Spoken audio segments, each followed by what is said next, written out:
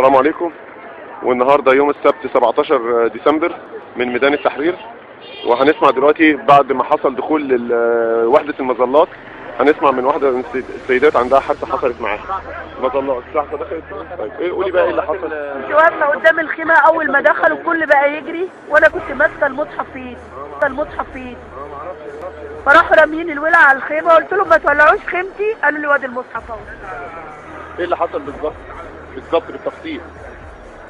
بالتفصيل انا امبارح مسكوني ضربوني وخلعوا نقابي عند مجلس الوزراء. يا حاج انا بتكلم على هوسعة المصحف. ما انا بقول لك واقع امبارح للنقاب وواقع النهارده للمصحف. طيب لا انا يهمني المصحف. اما دخلوا النهارده الصبح الساعه 8 بصوا للخيام ومشوا. وضربوا الناس وعوروا واحد ومشوا. هجموا علينا تاني في حدود الساعه 10 ولا 10 ونص. الكل بقى يجري وكل بقى يروي. انا جريت علشان اجيب المصحف من الخيمه.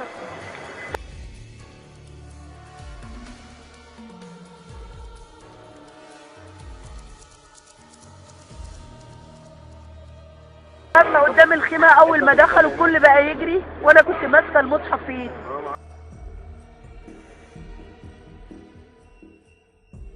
ولا 10 ونص. الكل بقى يجري وكل بقى يروي. أنا جريت علشان أجيب المصحف من الخيمة. طلع بالمصحف رمى الولع، قلت له ما تولعش المصحف، راح نتش مني المصحف ورميه في الخيمة.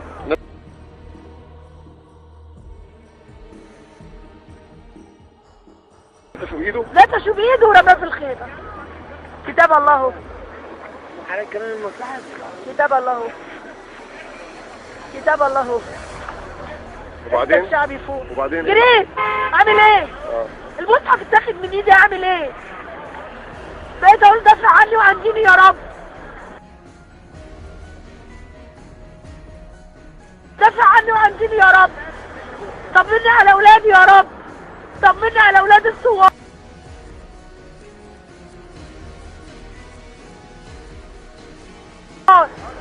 مصابين واحياء يا رب.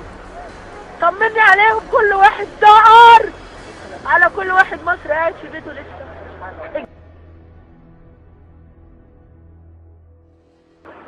على كل واحد مصري قاعد في بيته لسه. الجيش على كل واحد مصري قاعد في بيته لسه. الجيش